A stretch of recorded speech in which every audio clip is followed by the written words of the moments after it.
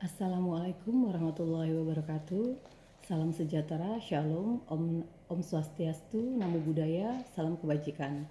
Perkenalkan, saya Ekawati Nurfadilah, mahasiswi Universitas Terbuka UPBJJ Palembang semester 4. Berbicara mengenai kekerasan seksual, kita semua sepakat bahwa kekerasan seksual merupakan perilaku yang tidak dapat ditoleransi.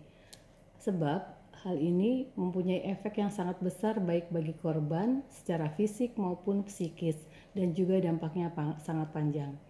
Data survei dari Ditjen Dikti-Ristek tahun 2020 menyebutkan 77% dosen menyatakan ada tindak kekerasan seksual terjadi di kampus, 63% tidak melaporkan kasus yang terjadi. Lalu sepanjang tahun 2015 hingga 2020, Komnas Perempuan menerima aduan kekerasan seksual yang terjadi di lembaga pendidikan dengan 27%-nya terjadi di lingkungan perguruan tinggi. Lalu ada temuan survei dari Mendikbudristek pada tahun 2019 yang menyebutkan bahwa kampus atau perguruan tinggi menempati urutan tertiga sebagai lokasi terjadinya tindak kekerasan seksual. Berangkat dari alasan inilah, maka pemerintah menerbitkan Permendikbudristek nomor 30 tahun 2021 tentang pencegahan dan penanganan tindak kekerasan seksual di lingkungan perguruan tinggi. Saya pribadi mendukung Permendikbudristek ini dengan melihat urgensinya. Saat ini Indonesia adalah dalam keadaan darurat kekerasan seksual, di mana melihat persentase dari kasus yang terjadi dan tidak terlapornya kasus kekerasan seksual itu menunjukkan bahwa pembuktian akan terjadinya kekerasan seksual itu sulit dilakukan. Kita semua tentu ingin bahwa generasi penerus bangsa ini mendapatkan hak pendidikan secara merata sesuai dengan slogan Kemendikbud saat ini, yaitu Merdeka Belajar.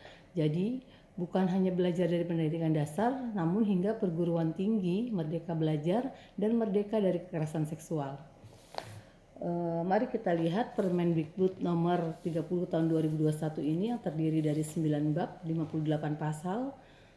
Mengutip Pak Menteri Mendikbudristek Pak Nadiem Makarim bahwa tujuan diterbitkannya Permendikbud ini adalah yang pertama, hak mahasiswa untuk mendapatkan pendidikan dengan perasaan aman itu terwujud. Yang kedua, mencegah terjadinya kekerasan seksual di kampus. Yang ketiga, menangani kekerasan seksual dan tindak lanjutnya mulai dari upaya pemulihan hingga pendampingan dan pemberian sanksi kepada institusi pendidikan maupun pelaku yang terlibat di dalamnya.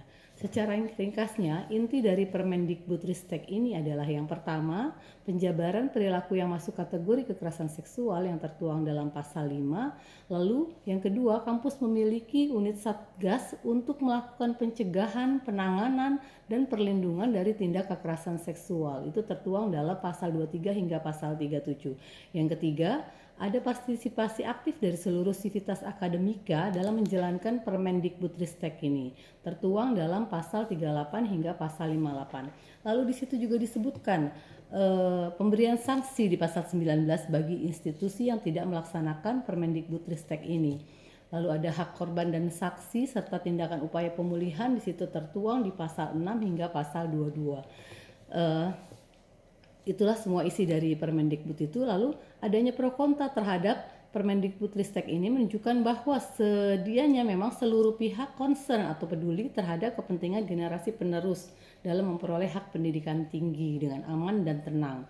Munculnya keberatan ini saya melihatnya keberatan terhadap beberapa pasal ya yang mengandung frase dengan persetujuan korban itu justru karena pihak-pihak yang concern dengan moralitas gitu. Nah, saya berharap dilanjutkan dengan langkah-langkah bersama, duduk bersama untuk membahas menyamakan persepsi agar tidak terjadi miskonsepsi terhadap frase tersebut.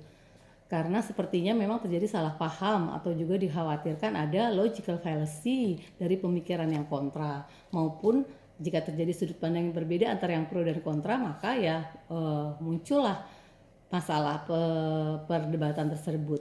Akhirul kalam, kita semua tentu sepakat untuk bersama mencegah terjadinya kekerasan seksual, dan apabila terjadi maka kita sepakat untuk berpihak terhadap pemulihan korban. Mengikuti slogan UT kita, we provide higher education for all, maka dengan adanya Permendikbud ini, let's make higher education safe and sound for all. Demikian, wassalamualaikum warahmatullahi wabarakatuh.